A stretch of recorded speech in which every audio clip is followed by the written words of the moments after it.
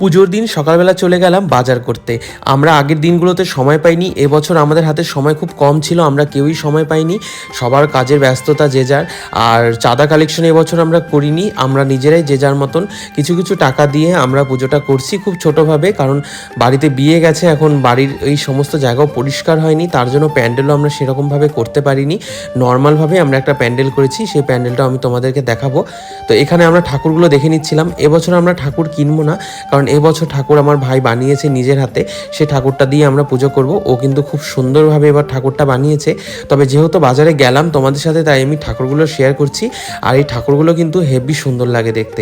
সরস্বতী ঠাকুর কিন্তু এমনিই সুন্দর, তবে আমার একটা নিজস্ব মতামত, সরস্বতী ঠাকুর একটু সাদা হলে বেশি ভালো লাগে। আমাদের বাড়িতে যেটা বানিয়েছে সেটাও কিন্তু ভাই সাদার মধ্যেই রেখেছে। তারপরে আমরা চলে গেলাম এখানে ঘট কিনতে, ঘট প্রদীপ এ সমস্ত কিছু নিয়ে নেব। তো এগুলো নেওয়ার সময় বারবার করে চেক করে নিচ্ছিলাম ভাঙা আছে কিনা, কারণ ভাঙা থাকলে তো হবে না, কারণ পরে জল বেরিয়ে যাবে, আর ভাঙা থাকলে সেই জিনিসটাও চলবে না। তো এগুলো ওখান থেকেই নিয়ে নিলাম। আর ওখানে আমরা বলে দিলাম কি কি লাগবে সমস্তটা দিয়ে দিতে। আর আমরা কিন্তু সবসময় এইখান থেকেই জিনিসপত্র নিই, মানে কোনো পুজোর জিনিস থাকলে কিন্তু সবসময় আমরা এই দোকান থেকেই নিই। তারপরে চলে গেলাম আমরা পলাশ ফুল নিতে। আর পলাশ ফুল নিতে গিয়ে হয়ে গেল কাণ্ড, এই বাচ্চাটা বলছে আমার থেকে নাও, ওই পাশের বাচ্চাটা বলছে আমার থেকে নাও। আমরা এইবার মেয়েটার থেকে নিলাম বলে ওই বাসের বাচ্চা দুটো মেয়েটার উপরে ভীষণ রাগারাগি করছে যে কেন তুই আমাদের কাস্টমার নষ্ট করলি। ওরা কিন্তু খুব সুন্দরভাবে এখানে পলাশ ফুলগুলো বিক্রি করছিল। তো ওদের কাছ থেকে আমরা পলাশ ফুল নিয়ে চলে গেলাম। এবার এই ঠাকুর দুটো আমার চোখে পড়লো, ভাই যদি ঠাকুর না বানাতো তাহলে কিন্তু আমি এই ঠাকুরটাই নিতাম, আমার এই ঠাকুরটা ভীষণ পছন্দ হয়েছে।